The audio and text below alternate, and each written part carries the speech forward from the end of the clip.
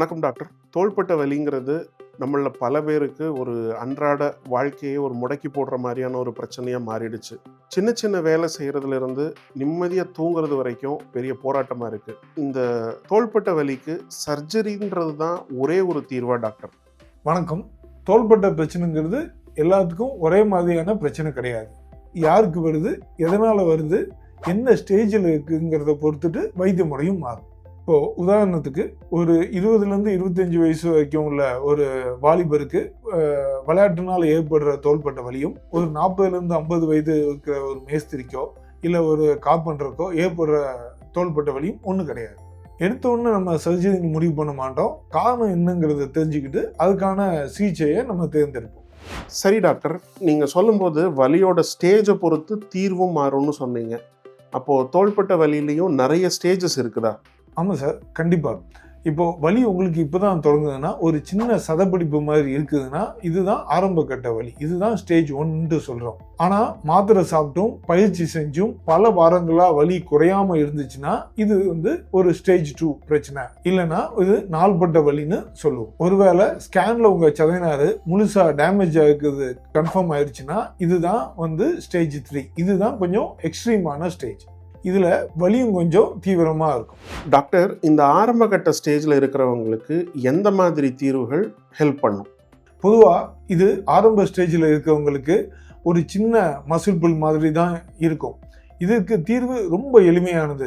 முறையான ஓய்வு, தேவைப்பட்டால் வலி குறையிறதுக்கு சில மாத்திரைகள், நாங்கள் ப்ரிஸ்கிரைப் பண்ணுற எக்ஸசைசஸ், இதை 3ம் அவங்க சரியாக செஞ்சாலே போதும், முழுமையாக குணமாகிடும்.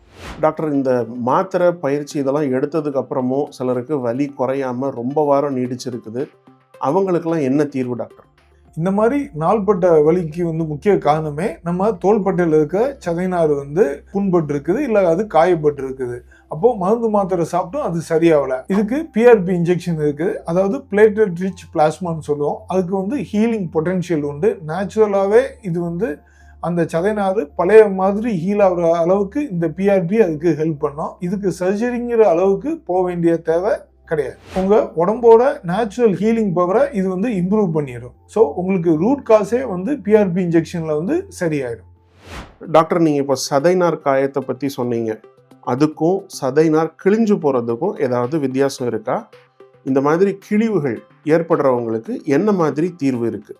இப்போது சதைநார் காயங்கிறது நம்ம அதை இங்கிலீஷில் எப்படி சொல்லணும்னா ஒரு டெண்டனைட்டிஸ் அந்த மாதிரி சொல்லுவோம். இது நம்ம ஒரு பிஆர்பி இன்ஜெக்ஷனில் இதெல்லாம் சரியாகும். இப்போ சதைநார் கிழிஞ்சிருக்குங்கிறப்போ அதை டேர், அது ஒரு பார்ஷியல் டேர், அதாவது பாதியாக கிழிஞ்சிருக்கு, இல்லை கம்ப்ளீட் டேர், முழுமையாக கிழிஞ்சிருக்கு.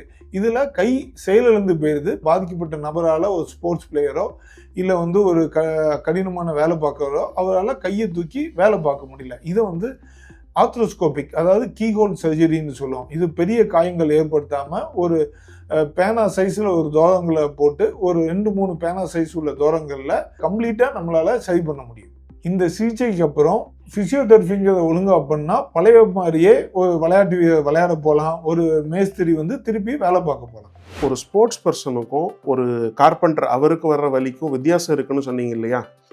அவங்க வலிக்கான காரணம் ஒருத்தருக்கு ஒருத்தர் ஏன் மாறுது? இது ரொம்ப முக்கியமான கேள்வி. ஒரு 25 வயது ஸ்போர்ட்ஸ் விளையாடுற ஒரு விளையாட்டு வீரருக்கு ஏற்படுற காயம் திடீரென்று ஏற்படும். அவர் விளையாண்டுட்டு இருக்கும்போது ஏற்படுற காயம். அதுவும் ஒரு 40லேருந்து 45-50 வயசு உள்ள ஒரு மேஸ்திரிக்கோ ஒரு கார்பெண்டருக்கோ வேலை பார்த்து அந்த சதைநாரில் ஏற்பட்ட காயம். ஆனால் ஒரு வயதானவங்களுக்கு இந்த சதைநார் ஒரு கயிறு மாதிரி தன்னாலே பிரிந்து போய் ரொம்ப வலுவழுந்து இருக்கும். அதனால தான் காரணம் என்னன்னு சரியாக நம்ம கண்டுபிடிக்கணும். ஒரு வயதான நபராக இருந்தாலும், அது விளையாட்டு வீரராக இருந்தாலும், இது எப்படி ஏற்பட்டுச்சு, என்ன வேலை செஞ்சதுனால இந்த காயம் ஏற்படுதுன்னு பொறுமையாக உட்கார்ந்து கேட்டு, இப்போ நம்ம ஹாஸ்பிட்டலில் இருக்க அட்வான்ஸ் கீஹோல் டெக்னாலஜிஸ் யூஸ் பண்ணி இதுக்கு கரெக்டான வைத்தியத்தை நம்மளால் கொடுக்க முடியும்.